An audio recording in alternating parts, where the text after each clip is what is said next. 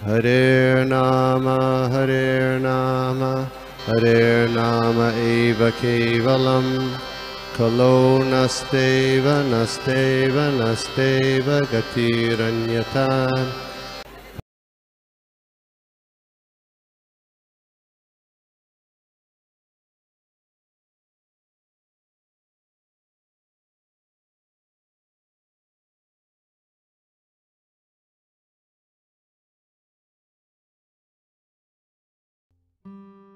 हरे कृष्णा, सभी को प्रणाम। Thank you so much. आज मुझे सेवा मिला है कैंटो 3 चैप्टर 13 श्लोका नंबर 23, 24 और 25। हम लोग प्रेयर से स्टार्ट करते हैं। आप सभी लोग मुझे ब्लेसिंग दीजिए कि मैं जो सुनी हूँ वो यहाँ पर अच्छे से बोल पाऊँ। हरे कृष्ण।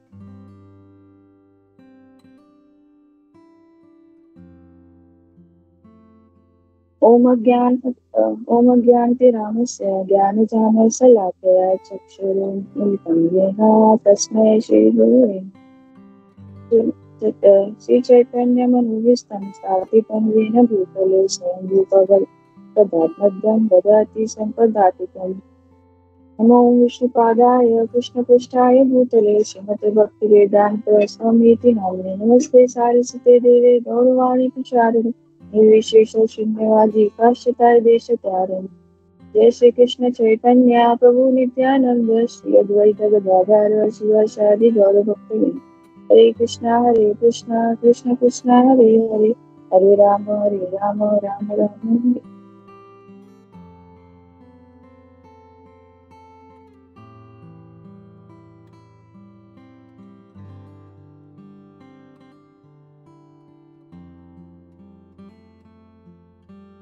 ओम नमो भगवते वासुदेवाय, ओम नमो भगवते वासुदेवाय, ओम नमो भगवते वासुदेवाय।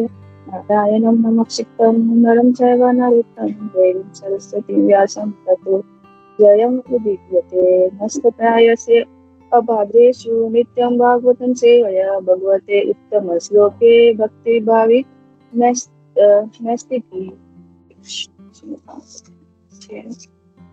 श्लोकावली इति मिम्यास्तं तस्य ब्रह्मसादा समुधमी भगवान् यज्ञपुरुषो जगर्जागेन्द्र सन्निभव। Translation by Srila Prabhupada share. While Brahma was deliberating with his son, the Supreme Personality of Godhead, Vishnu, lordly, tremulously like a great mountain. इसका पर्पट भी बहुत छोटा सा है, तो मैं उसको रीड कर लेती हूँ. It appears that great hill and mountain also have their roaring power because they are also living entity. The volume of the sound stated in the proportion to the size of the material body. While Brahma was gazing about the appearance of the Lord incarnation as a bird, the Lord confirmation Brahma contemplation by roaring with his gorgeous voice. Shloka number सब read कर लेते 24। ब्रह्मणां हर्ष्यायं यशा हरिस्तांश्च दिव्यज्योतं स्ववर्धितेन काकुभं प्रतीक्षव्यादं विदुम्। Translation by Srila Prabhupada teacher. The omnipotent Supreme Personality of Godhead, enlivened Brahma and the other highly elevated Brahmans by the again roaring with his uncommon voice, which echoes in all directions. इसका भी पॉपट बहुत छोटा सा है, तो मैं इसको भी रीड कर लेती हूँ.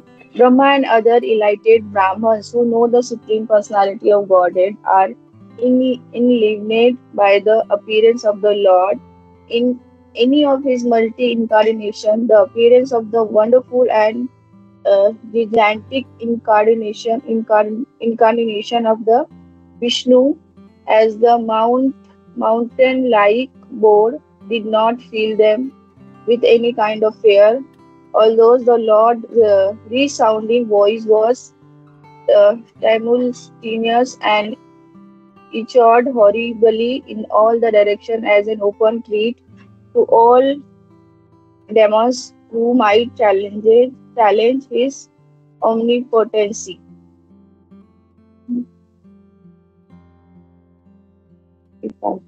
नस्यं ते गरागृतं सवाकेदा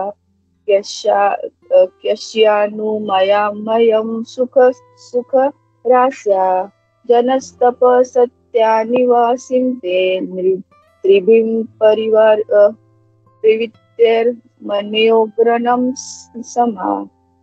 Translation by Srila Prabhupada.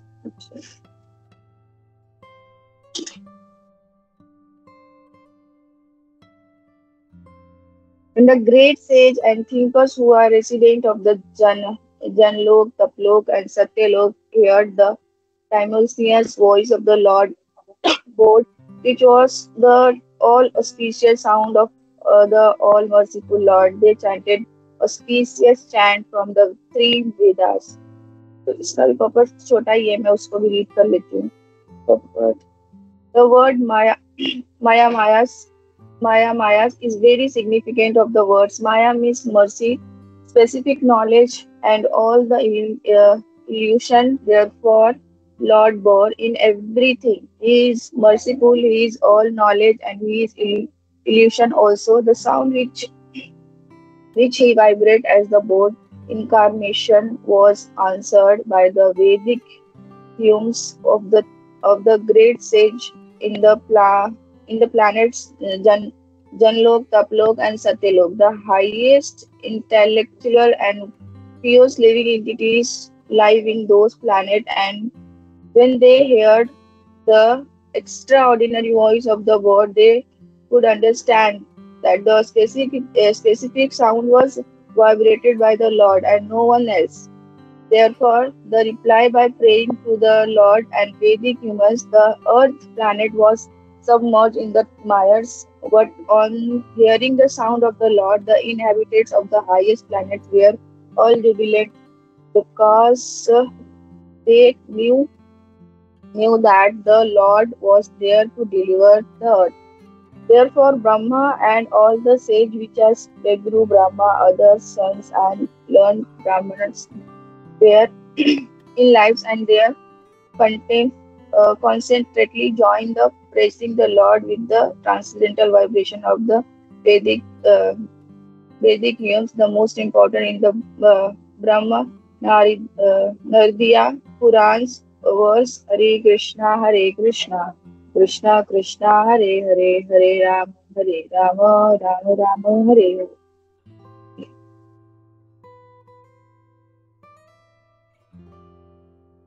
हरे कृष्णा. सभी को प्रणाम.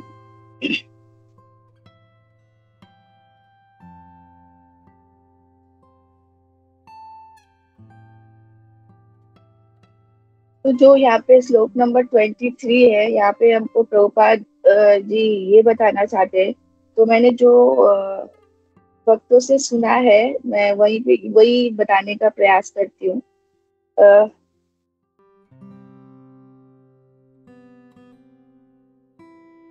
तो एक मैं इस्कॉन द्वारका का क्लास सुन रही थी. वहाँ पे एक प्रभु थे, हिज ग्रेस सौरभ कृष्णा प्रभु. तो मैंने उनका क्लास सुना था. तो वो मतलब इस जो ये 23 पर्पट है ना, मतलब श्लोका है, उसमें वो बहुत सारे एग्जाम्पल दे रहे थे कि मतलब हमें कैसे सीखना चाहिए हमारे गुरुजनों से, हमारे आचार्य से. तो वो ऐसा बता रहे थे. तो उन्होंने प्रभुपाद का भी एग्जाम्पल दिया. बहुत सारे मतलब एग्जाम्पल दे रहे थे. उस वे से हम मतलब समझाना चाह रहे थे कि यहाँ पे कैसा है कि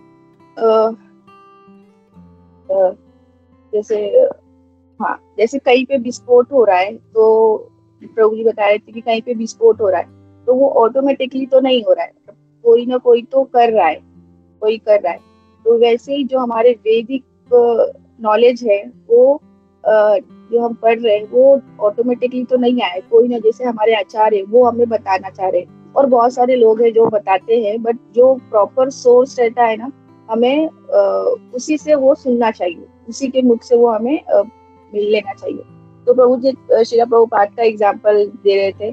तो एक डिवोटी आया जब प्रभुपाद अमेरिका में थे, तो उन्होंने कुछ 1995 का ये इंसिडेंस है। तो मुझे ऐसा बता रहे थे कि ये तो एक डिवोटी आया और वो बहुत मतलब बड़ा था, मतलब बहुत सारे उनके पास फंड्स थे, बहुत सारे पैसे थे। तो उन्होंने प्रभुपाद को एक रोलेक्स वॉच दिया, गिफ्ट किया, वो भी गोल्ड गोल्ड का था वो वॉच। तो प्रभुपाद को उन्होंने अपने हाथ में मतलब पहना दिया प्रभुपाद के। तो प्रभुपाद के हाथ में ऑलरेडी पहले से वॉच थी, मतलब वो बहुत नॉर्मल था, ऐसा उतना नहीं था। तो प्रभुपाद ने वो वॉच जो उनके पास पहले से थी, तो वो जो उनको रोलेक्स वॉच देने के लिए आए थे, तो प्रभुपाद ने वो उनको पहना दिया। फिर एक दूसरे भी प्रभु जी आए, उन्होंने उससे भी महंगा, जो रोलेक्स वॉच गोल्ड था ना, उससे भी महंगा उन्होंने प्रभुपाद को पहनाया। तो जो प्रभुपाद ने रोलेक्स वॉच गोल्ड वाला लिया था, वो वाला उन्होंने उन प्रभु जी को दे दिया। और उसके बाद फिर एक और डिवोटी आए और उन्होंने प्रभुपाद को एकदम बोलते नॉर्मल जो चीप जैसे रहता है, एकदम सस्ती वाली वॉच, वो उनको दिया। तो प्रभुपाद ने वो वॉच पहन लिया, लास्ट वाला जो थर्ड वाला था, और उस जो उसके पहले जो एकदम कॉस्टली वॉच था, वो प्रभुपाद ने उनको दे दिया। तो प्रभु जी बता रहे थे कि इससे मतलब प्रभुपाद ये नहीं देख रहे हैं कि वो वॉच कितना महंगा है और कौन दे रहा है, कैसा दे रहा है, वो सिर्फ वो व्यक्ति का भाव देख रहे हैं। मतलब अगर हमको किसी ने कुछ दिया है, तो हम ये नहीं उसमें देखेंगे कि वो कितना कॉस्टली है और वो कितना महंगा है। तो हम प्रभुपाद सिर्फ वो आ रहे, मतलब उनको रिटर्न में एक गिफ्ट, वो अपना जो है वो उनको वापस कर दे रहे थे। वो नहीं देख रहे थे कि वो कितना कॉस्टली है और कैसा है, मतलब कौन दे रहा है, कि मैं इसको, किसी का गिफ्ट है तो मैं इसी को इसको नहीं दूंगा, मैं दूसरा कुछ दे दूंगा, वो नहीं, वो उसका व्यक्ति का भाव, मतलब जो उनका फीलिंग है ना, वो मतलब इसमें मोस्ट ऑफ बता रहे थे प्रभु जी की एक व्यक्ति का जो भाव रहता है, उसका फीलिंग रहता है, हमको वो देखना चाहिए। तो ये एक प्रभु जी ने वो एग्जाम्पल बताया। तो और भी बता रहे थे कि जैसे कि अभी हमको गोलोक वृंदावन जाना है, तो सभी का जो भी इस्कॉन में डिवोटी है, सभी को वहां पे जाने के लिए, वहां पे सबको जाना है। तो हम लोग नॉर्मली क्या करते हैं कि जो 16 डाउन करते हैं, और फिर हम उसमें मंगल आरती में अगर कभी पॉसिबल हुआ तो चले जाएंगे, नहीं तो ब्रह्म मुहूर्त में उठेंगे।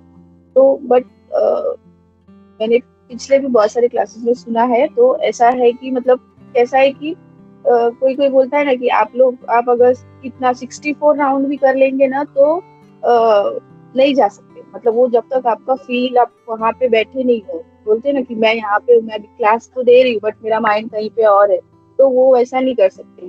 आप कितना भी माला कर लो, इवन 4 माला भी करोगे, तो अगर वहां पे हो, आप एक्चुअल में उसको फील करके, उसको भगवान को देख के वो कर रहे हो, तो ही वो मतलब वो आपको वो रियल होगा। तो प्रभु जी बता रहे थे कि बोल रहे थे कि आप हमको, लेकिन वो सब ऐसे बोलते हैं कि आप 60 माला भी कर लोगे और आपका भक्ति भी कर लोगे तो आप गोलोक वृंदावन नहीं जा सकते।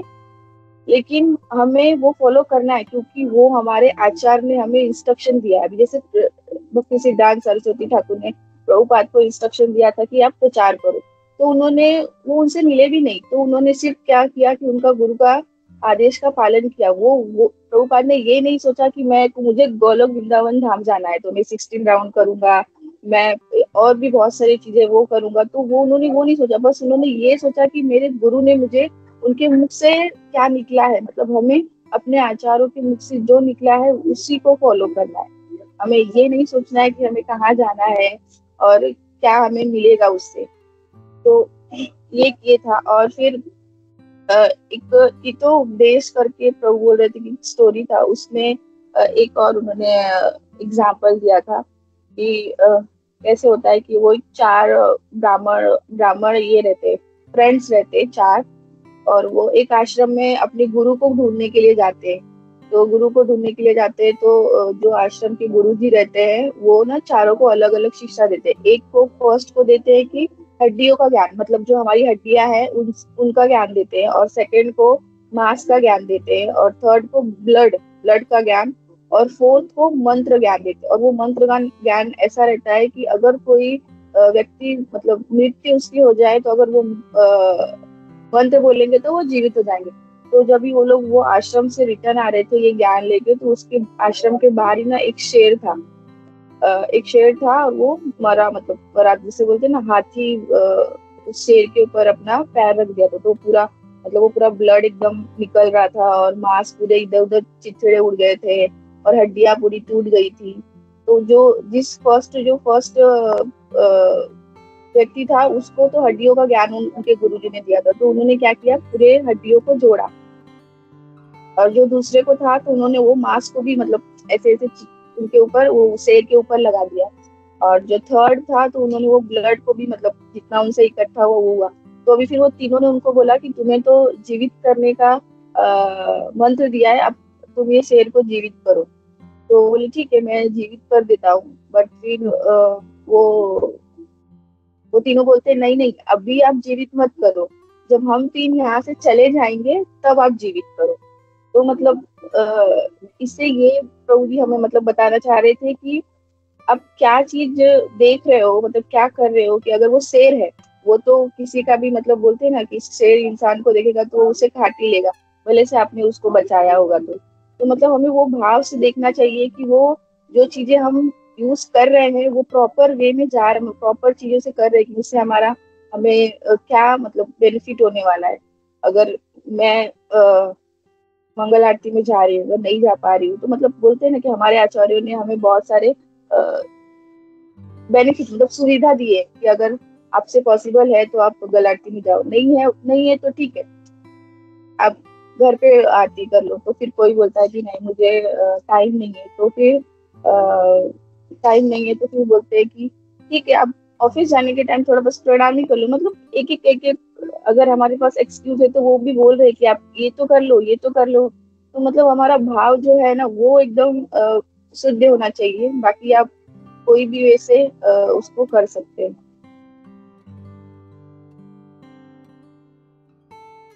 इसमें इतना ज्यादा था नहीं, मैं 24 का बताती हूँ फिर इसमें कंफ्यूजन। और ये इसमें कैसा है, ये इसमें विदुर जी और मैत्री मुनि का डिस्कशन हो रहा है। तो मैत्री मुनि विदुर जी इसको बता रहे हैं कि जो लॉर्ड है वो कैसे मतलब उनका मतलब बोलते हैं ना अपीयरेंस हुआ। तो प्रभु जी एक स्टोरी बता रहे थे इस पे भी कि जो ब्रह्मा जी है वो तो हमारे सबके गॉड फादर है, मतलब ग्रैंड फादर बोल सकते एकदम है। बट वो भी आज का युग है, इसमें सब लोग अपने आप को इंडिपेंडेंट समझते हैं, बट कोई भी इंडिपेंडेंस नहीं है। इवन ब्रह्मा जी वो भी भगवान की मतलब भगवान के ऊपर डिपेंड है कि भगवान मुझे बताएंगे तो मैं ये आगे का मतलब अपना जो उनका रिस्पॉन्सिबिलिटी है वो करूंगा। तो ब्रह्मा जी ने इस सृष्टि का निर्माण किया, उस चिंतित थे, मतलब बहुत थोड़े परेशान थे करने को। तो उनका जो पुत्र था मनु, उनको उन्होंने रिस्पॉन्सिबिलिटी दिया कि आप सृष्टि का मतलब ये निर्माण करो। तो वो मनु भी बोल रहे थे कि अभी मेरे पिताजी ने मुझे रिस्पॉन्सिबिलिटी दिया है तो मुझे ये पूरा करना है। तो मैं उन्होंने इमीडिएटली अपने मतलब ब्रह्मा जी को बोला कि आप मुझे आज्ञा दीजिए कि मैं क्या करूं, मतलब मेरा आगे का सेवा क्या है, मुझे क्या करना है। तो ब्रह्मा जी भी खुश हो गए। तो प्रभु जी एग्जाम्पल दे रहे थे कि जो आज का युग है, आज के जो भी जनरेशन है, इवन अपने अगर उनके फादर उनको कुछ बोलते हैं तो मतलब बोलते हैं कि 10 टाइप के ये बच्चे होते हैं अलग अलग प्रकार के, वो कोई भी मतलब सुनता नहीं है अपने पेरेंट्स के। बहुत रेयर केस में है कि हाँ वो अपने पेरेंट्स की बात सुनेंगे, वो क्या बोलेंगे। तो आज के युग में नहीं है। बट जैसे ही ब्रह्मा जी ने मनु महाराज को बोला कि आपको ये कार्य करना है, वो इमीडिएटली बोलने लगे कि पिताजी आप बताइए मुझे कि क्या करना है। तो मनु महाराज भी भगवान को स्मरण करके सोच रहे थे कि अभी मैं मतलब ये सब ब्रह्म लोक में हो रहा है, तो वो सोच रहे थे कि अभी मैं कैसे करूँ ये आगे और भी लोगों का निर्माण कैसे करूँ। और ब्रह्मा जी भी सोच रहे थे वही। तो मतलब ये दोनों भी है जो इतने बड़े हैं, मतलब इतने हम तो वो भी भगवान के बारे में सोच रहे हैं कि हम कैसे करें। तभी तो मतलब ब्रह्मा जी के नाक से एक छोटा सा, ऐसे बोल सकते मच्छर जैसा एक छोटा सा एकदम निकलता है जीव, और वो एकदम बड़ा हो जाता है। तो एकदम बड़ा हो जाता है, और वो फिर वो बहुत जोर से आवाज आता है। तो फिर ब्रह्मा जी सोचते हैं कि ये जरूर भगवान आए हैं। तो भगवान आए हैं तो और फिर ब्रह्मा मतलब जैसे अगर हम भगवान के बारे में सोचते हैं कि मुझसे ये नहीं हो रहा है, मुझसे वो नहीं हो रहा है, तो मतलब हम उनके, अगर हम हमें हमेशा उनके बारे में स्मरण करना चाहिए कि अगर मुझसे ये नहीं हो रहा है तो मैं छोड़ नहीं दूँ उस चीजों को, उनके बारे में भगवान अपने आप ही उसका सॉल्यूशन देंगे। तो वैसे ही ब्रह्मा जी और मनु महाराज दोनों भी भगवान के बारे में ही सोच रहे थे कि अभी तो कुछ जगह ही नहीं है, तो फिर मैं, और अगर मैं इन लोगों को, एक बार मनु महाराज भी सोचे थे कि इन लोगों को अगर मैं जन्म भी दे दिया अगर, तो फिर उनको बोलते हैं ना कि कोई भी अगर पेरेंट्स अपने बच्चों को, अगर बच्चा कोई पैदा होता है तो सिर्फ पैदा ही होना नहीं, उसके लिए रहना, उसके पोषण का भी, उसके खाने के लिए भी ये सब कुछ करना पड़ेगा। तो मनु महाराज यही सोच रहे थे कि मैं इनका पोषण कैसे करूंगा, हाँ, इनका पोषण कैसे करूंगा। तो तभी भगवान एक ब्रह्मा जी के नाक से एक छोटे से ऐसे मक्खी के जैसे आते हैं, और वो बहुत बड़े हो जाते हैं। तो ब्रह्मा जी सोचते हैं, बोलते हैं कि ये स्वयं भगवान है, कि वो बहुत जोर से ऐसे आवाज निकालते हैं। तो वो फिर भगवान ये बताते, मतलब उनको बताना चाहते थे कि आप सिर्फ मतलब ये अपीयरेंस वो कीजिए, जनरेट कीजिए, बाकी सब कुछ अपने आप ही हो जाएगा। अगर आप कोई भी चीज मुझे स्मरण करके आप करना स्टार्ट करेंगे तो ऑटोमेटिकली वो आपका रास्ता निकल ही जाएगा, कोई भी प्रॉब्लम नहीं आएगा। तो प्रभु जी यही बता रहे थे कि हमें भी अपने लाइफ में ऐसे ही आगे सीखना चाहिए, ऐसे बोलना चाहिए कि आजकल बोलते हैं ना कि इवन इस्कॉन का भी एग्जाम्पल दे रहे थे कि इस्कॉन में भी बहुत सारे लोग ऐसे हैं जो मतलब सब प्रचार करना चाहते हैं, सब मोटिवेशनल चीजें बताते हैं कि, बट अगर वो थोड़े से हाई लेवल पे चले जाते हैं तो फिर वो सोचते हैं कि नहीं, अभी मुझे तो सब कुछ आता है, तो मैं किसी से क्यों सुनूं, मुझे तो सामने से मतलब सबको बताना है। स्पीकर मेंटोर बन जाते हैं, ये सब वो बता रहे थे। लेकिन हमें हमेशा से भगवान को याद करके ही कोई भी कार्य करना चाहिए बिना, और अगर हमसे कुछ नहीं भी हो रहा है तो हमें वो भी भगवान के ऊपर ही छोड़ना चाहिए। हमें उसके लिए कहीं और नहीं जाना चाहिए, और ना उससे हारना भी नहीं चाहिए।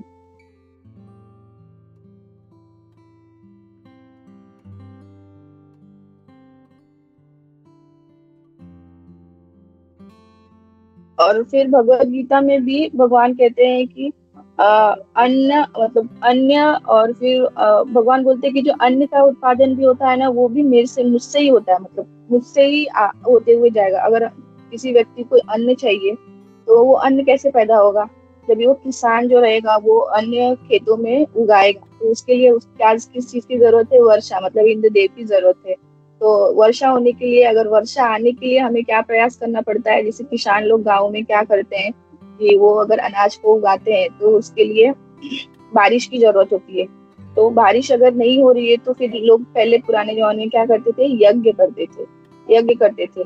और फिर यज्ञ करने के बाद फिर वो बारिश होता था, उससे वो अनाज उगता था, तो बाकी लोगों का मतलब वो सब जगह पे वो जो अनाज है वो जाता था सबके लिए।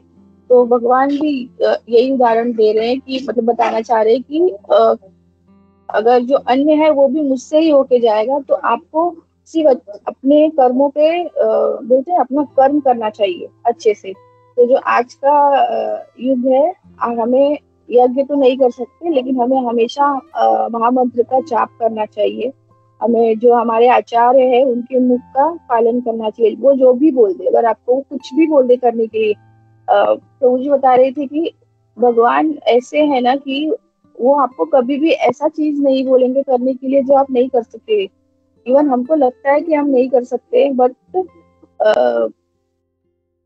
हमको लगेगा लेकिन हम नहीं कर सकते, बट वो उनको पता है कि आप, आपकी कैपेसिटी कितनी है, कि आपको दिया है तो आपको करना ही है, कर ही सकते हो। अगर नहीं कर सकते, उनको पता रहेगा कि आप नहीं कर सकते, तो आपको वो देंगे ही नहीं। तो हमें ऐसा प्रयास करना चाहिए कि हमें हमारे गुरुजन और हमारे आचार्य अगर हमें कुछ भी कह रहे हैं, अगर वो बोल रहे हैं कि तुम पैदल यहाँ से चले जाओ कहीं पे भी ये प्रचार करने। तो उन्होंने बोला है आप हमें ये नहीं सोचना चाहिए कि नहीं अरे मैं इतना दूर कैसे जाऊंगा, मैं ट्रांसपोर्ट भी नहीं मिलेगा। बट उन्होंने बोला है तो वो होगा ही, वो हमको कैसे भी प्रयास करके करना ही चाहिए। ये नहीं सोचना चाहिए कि नहीं कर सकते। हाँ। और फिर जो वो फूड्स जो अन्न है वो उगाने के लिए जो मनु महाराज सोच रहे थे कि अभी उनको अन्न भी देना है, फिर उसमें रस भी है, तो भगवान उनको मतलब ऐसे बता रहे थे कि जो फूड है वो भी मुझसे ही आता है, और जो उसके अंदर रस है मतलब जो जूस है वो भी उनसे ही आता है। तो जूस में कैसे, इसके लिए कि अभी ये जो फ्रूट्स है, वेजिटेबल्स है, उसमें फ्लावर्स है, उसमें कैसा है जो सूर्य देव का प्रकाश जाता है तभी उसके अंदर जूस मतलब रस आता है। तो वो रस भी भगवान के वे से ही आता है। तो मतलब ऑल राउंड ऐसा बोल सकते हैं कि प्रभु बता रहे थे, मतलब बहुत अच्छा लग रहा था कि अ, हमें कहीं से भी कुछ भी करना है तो हमें सब कुछ सब चीजों के लिए भगवान से ही लेना पड़ेगा, भगवान के लिए प्रार्थना करना पड़ेगा। कोई भी बोलेगा कि नहीं मैं नास्तिक हूँ, मैं भगवान को नहीं मानता हूँ, तो ये पॉसिबल ही नहीं है, मतलब वो कर ही नहीं सकते। हमें हर चीज कोई माने चाहे नहीं माने, इवन कुछ भी हो, लेकिन हमें भगवान के ऊपर बोलते हैं ना भगवान से होके ही जाना है।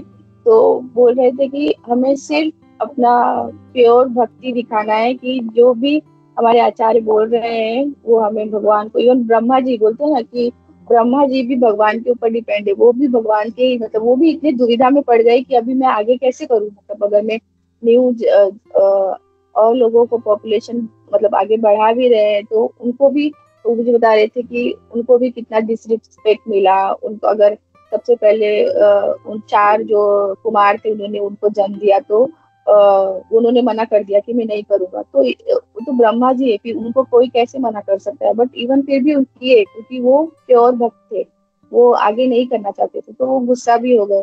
तो मतलब जब भगवान इतने बड़े हैं, ब्रह्मा जी इतने बड़े हैं, तो उनको भी ये सब कुछ फेस करना पड़ रहा है। तो हमारे लाइफ में तो कितने सारे प्रॉब्लम आते हैं, कितना कुछ आता है, तो भी हम बोलते हैं ना यार इसने मुझे ऐसे कैसे बोल दिया।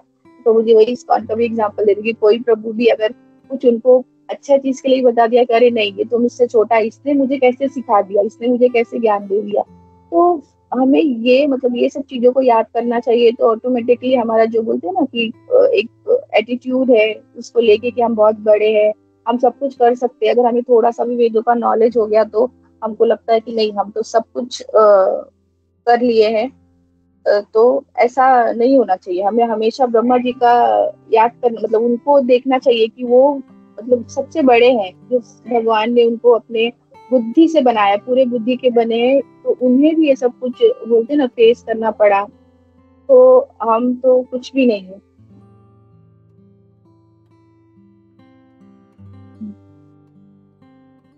और फिर उसके बाद हमें स्टोव लास्ट है, मैं उसके बारे में थोड़ा सा बताती हूँ। हाँ ये जो, तो यहाँ पे प्रभुपाद हमें ट्रांसलेशन में बता रहे हैं कि जो ज्ञान लोग, तप लोग एंड सत्य लोग हैं, इन तीनों मतलब ये सब कुछ ब्रह्म लोक में ही हो रहा है। तो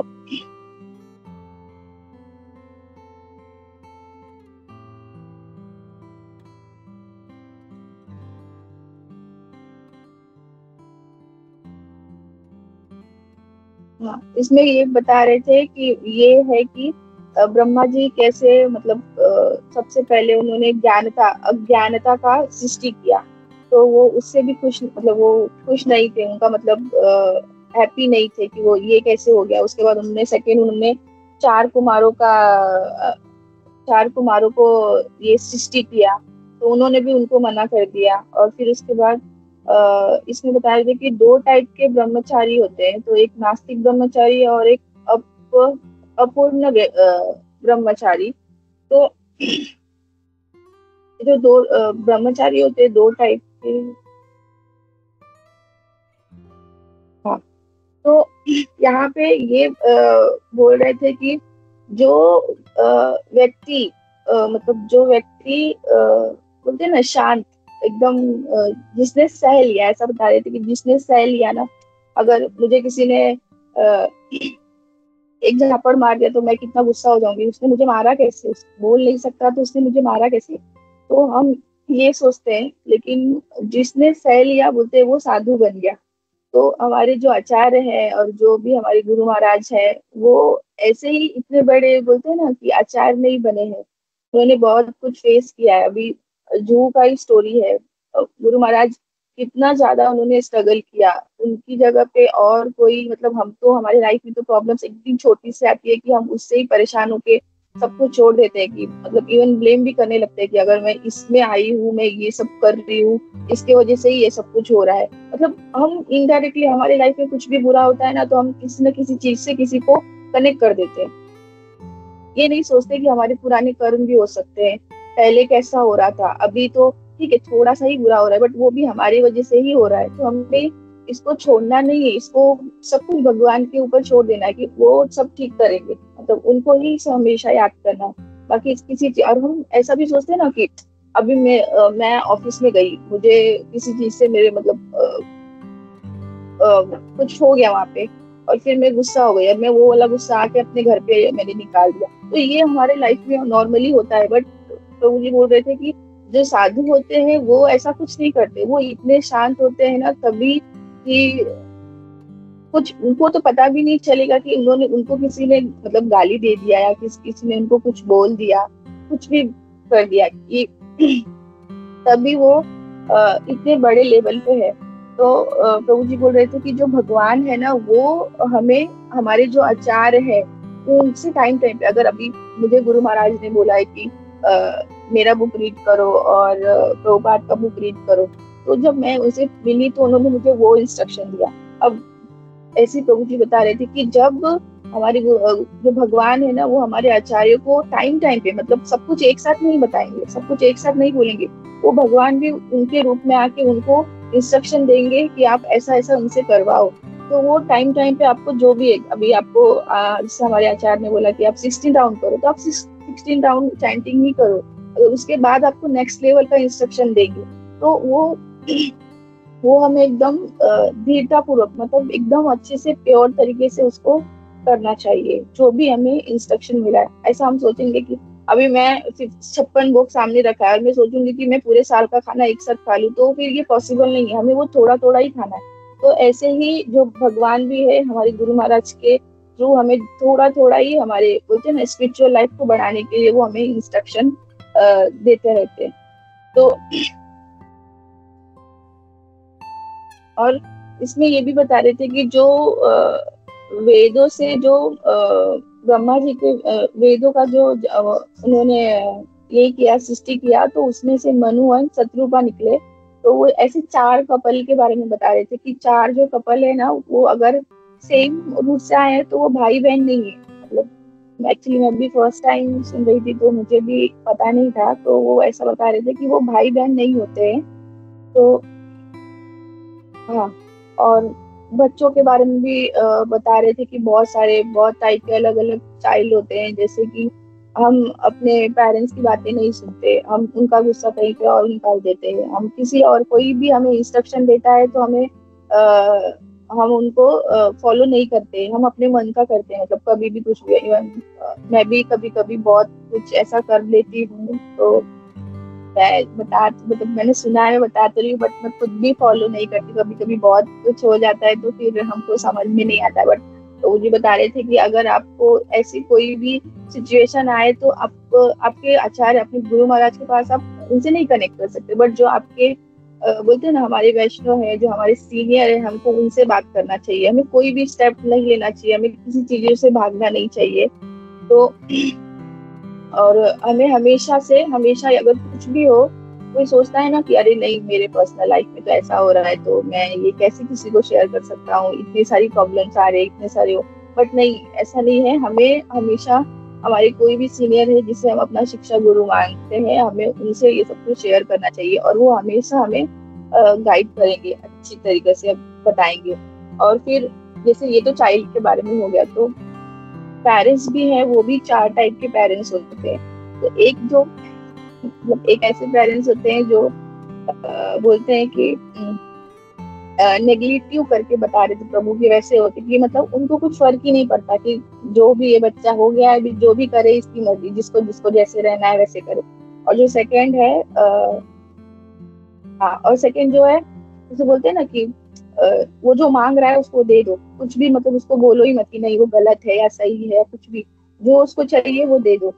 तो और फिर जो थर्ड वाला जैसे कि हिरण्यकशिपु का प्रभु जी एग्जाम्पल दे रहे थे कि जो मैं बोलूंगा, जैसे प्रहलाद महाराज को जो वो बोलते थे वैसा ही। एक्चुअली चाइल्ड में भी प्रहलाद प्रहलाद महाराज का एग्जाम्पल था कि एक वैसा चाइल्ड होता है जो हमेशा से उसके उनके पिताजी ने कितना कुछ उनको बोला लेकिन उन्होंने कभी भी उफ तक करके नहीं बोला, वो हमेशा उनका इंस्ट्रक्शन को हमेशा फॉलो किया। तो वैसे ही पेरेंट्स का भी प्रभु जी एग्जाम्पल दे रहे थे कि जैसे उनके पिता है हिरण्यकशिपु, वो बोलते थे कि जो मैं बोलूंगा आपको तुमको वही करना है, अगर मैं बोलूंगा बैठना है तो बैठना ही है। तो हिरण्यकशिपु का एग्जाम्पल दे रहे थे। और फिर और एक ऐसे पेरेंट्स होते हैं जो मतलब जो सही है वही करना है। तो मतलब अगर जो गलत है वो नहीं, मतलब जो जिस गलत सही में अगर जो चूज करना है तो जो सही है आपको, जो सही, अगर इवन मैं गलत हूँ अगर वो सही है तो वो जो सही है उसको ही करना है। तो ऐसे टाइप के मतलब चार प्रभु जी बता रहे थे कि पेरेंट्स भी होते हैं। तो हमें हमेशा से ऐसा चूज करना है कि जो सही हो। तो हमें हमेशा अपने गुरुओं का इंस्ट्रक्शन फॉलो करना है। और हमें कहीं मतलब कुछ भी हमारी लाइफ में प्रॉब्लम हो या कोई भी हो तो वो हमें उसके लिए किसी चीजों को ब्लेम नहीं करना है। उन्हें वहां पे बोलते हैं कि बहुत लोग फ्रस्ट्रेशन निकाल देते हैं, तो वो भी नहीं करना है। हमें सिर्फ हमेशा भगवान को ही याद करना है, तो भगवान ऑटोमेटिकली आपको सॉल्यूशन देंगे। जैसे ब्रह्मा जी और मनु महाराज को भी वो भी सोच रहे थे कि कैसे होगा, मतलब अगर मैं और लोगों को यहाँ पे सृष्टि का कर उत्पादन भी कर दिए तो भी वो उनका भरण पोषण कैसे होगा, सिर्फ वही तो पॉसिबल नहीं है। तो भगवान ने उसका भी सॉल्यूशन दिया कि अगर आप किसी को जन्म दे रहे हो तो उसको भी भगवान के थ्रू ही जाना है, मतलब भगवान की भक्ति करना है तो उनको वो भी मिलेगा जो उनको उनके मतलब बोलते हैं ना, उनके लिए प्रॉपर चीज है, वो उनको सब कुछ मिलेगा, बट उनको मुझे हमेशा याद करके रखना है।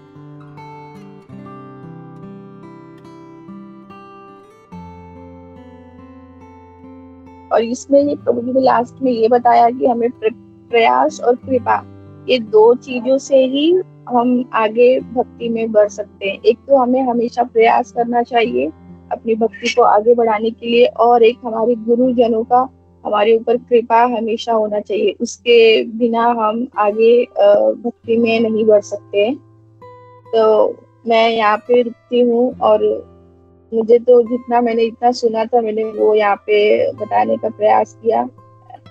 हरे कृष्णा। अगर कुछ मिस हुआ है या कोई कुछ और ऐड करना चाहता है या फिर कुछ गलती है तो आप मुझे मतलब राइट कीजिए। हरे कृष्णा।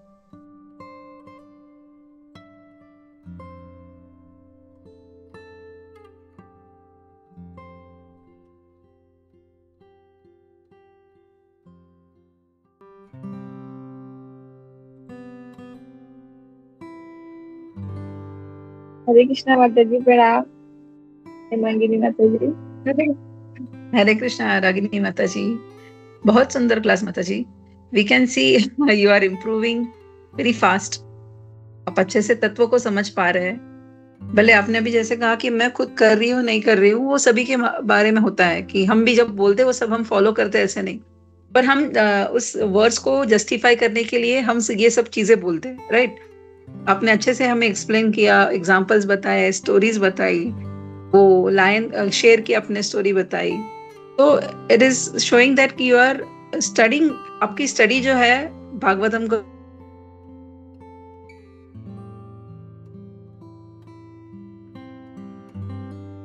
है, और जो उसको सुनते हैं ना बार बार, क्योंकि हमें बताना होता है ना। तो आपका श्रवणम भी अच्छे से हो रहा है। वी कुड सी दैट कि आपने जो क्लास में सुना उसको मैक्सिमम पॉइंट्स मेरे ख्याल से आपने उसमें कवर कर दिए।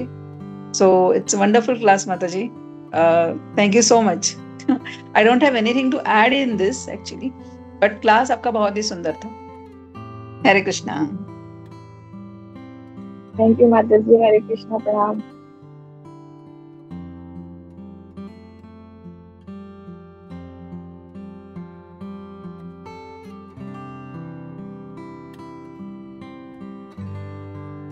हरे कृष्णा। और किसी का कमेंट नहीं है तो थैंक यू रागिनी, बहुत अच्छा सेशन था। जैसे माता जी ने कहा मतलब काफी अच्छा क्लास था, काफी सारे पॉइंट्स तुमने कवर किए, और इवन जो था क्या बोलते हैं सारे जो तत्व थे जो तुमने वो प्रभु जी के लेक्चर में सुने थे, सारे तुमने प्रेजेंट किए अच्छे से। तो थैंक यू ऐसे ही इम्प्रूव करते रहो और आगे बढ़ते रहो भक्ति में। Hare Krishna. Thank you very much बेटा। थैंक यू प्रभु जी। Hare Krishna. Thank you to you प्रभु जी।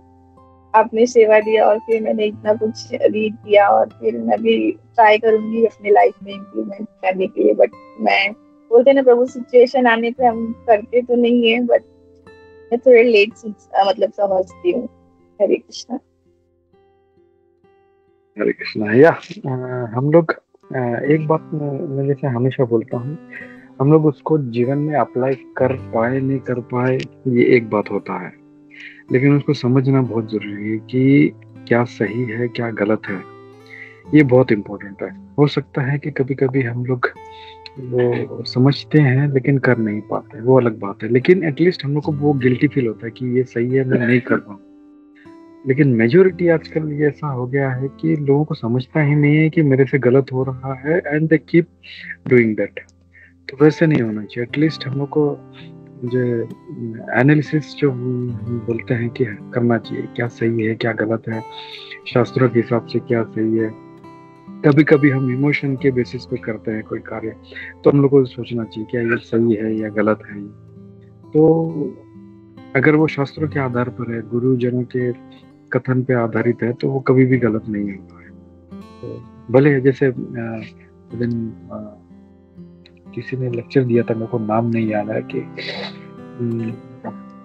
हाँ अच्युत गोपाल प्रभु जी, वो बोल रहे थे कि प्रभुपाद जी को इंस्ट्रक्शन मिला था पाश्चात्य देश जाने का, लेकिन वो 40 साल के बाद गए। तो ऐसा नहीं है कि हम लोग जो है वो इंस्ट्रक्शन नहीं कर पा रहे हैं, तो हाँ वो गिल्टी फीलिंग होना चाहिए कि मैं नहीं कर पा रहा हूँ, लेकिन वो डिजायर हमेशा होना चाहिए कि ये मुझे करना है। सबसे पहले बात तो है कि हम लोग को समझना चाहिए सही क्या है गलत क्या है, और फिर वो सही करने के लिए हम लोगों को प्रयास और डिजायर कि ये मुझे करना है, ये बहुत जरूरी है। भले फिर हम लोग वो 2 दिन बात करें, 10 दिन बात करें, 1 महीने बात करें, 1 साल बात करें, लेकिन वो डिजायर हो जाना चाहिए कि मुझे ये करना है। So very nice class Ragini. Hare Krishna. Thank you.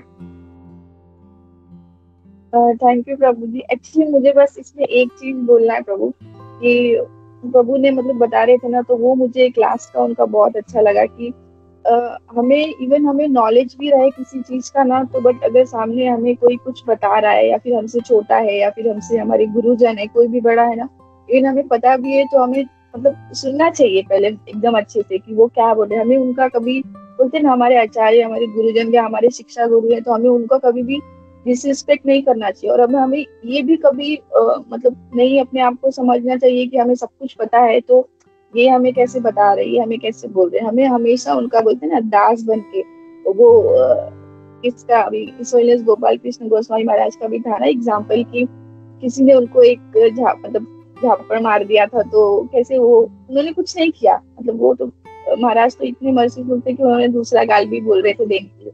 But तो हमें ऐसे ही अपने आप को भी बोलते ना शांत रखना चाहिए, कि हमें अगर कोई कुछ बता रहा है या फिर कोई कुछ बोल रहा है, तो हमें इवन हमें पता भी हो, तो हमें उसका रिस्पेक्ट करके हमें उसको सुनना चाहिए। हरे कृष्णा।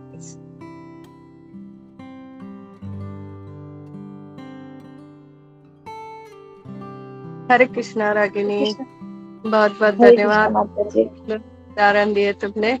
और जैसे कि अभी बोल रही थी कि किस तरह के 4 तरह के पेरेंट्स होते हैं जो बोलते हैं अलग अलग, वो भी बहुत अच्छा था।